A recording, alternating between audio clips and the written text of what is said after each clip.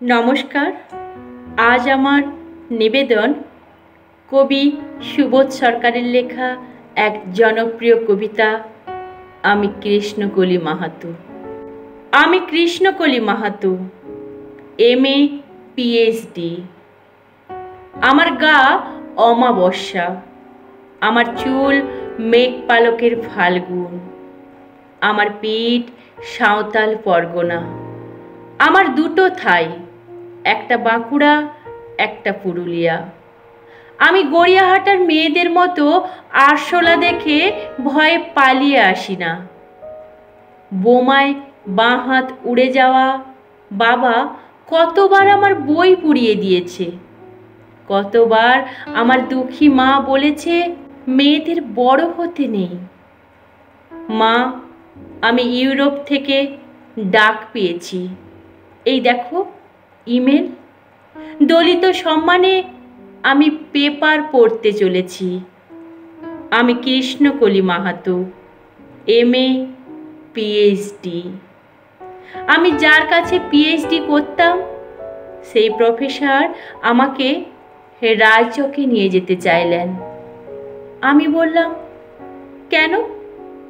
রায়চক কেন?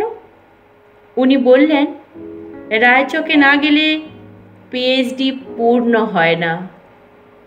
আমি বললাম, আমি আপনার ফ্ল্যাটে যেতে পারি। উনি আঁতকে উঠে বললেন, না না, আমার বাড়ি না। আমার PhD 1 বছর পিছিয়ে গেল। আমি ফোন করলাম, স্যার আমি রায়চকে যাব। হোটেলের ঘরে উনি আমার মুকুটমণিপুরে হাত দিলেন, আমার সাঁওতাল পরগনার হুক খুলে ফেললেন।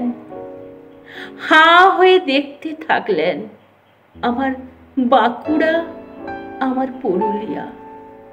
আমার 2 অগ্নিগোলকের কাছে মুখ নিয়ে এলেন।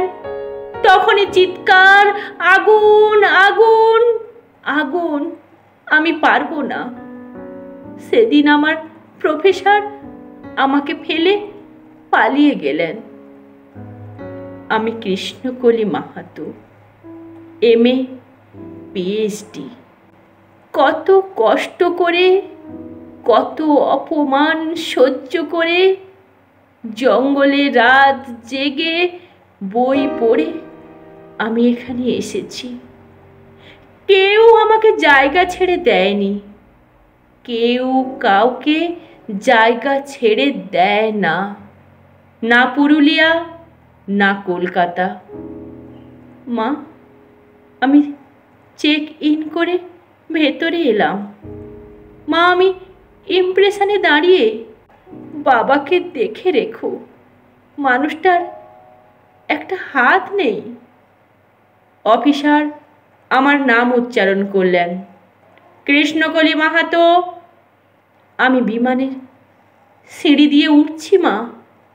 বিমান সেবিকা আমাকে ম্যাডাম বলল, আমাকে আমার নাম্বারে নিয়ে গিয়ে বসালো। আমি সিট বেল্ট বেঁধে ফেললাম। প্লেন রানওয়ে ধরে দৌড়তে শুরু করেছে। দৌড় দৌড় দৌড়। কি গতি, কি তেজ, কি আওয়াজ!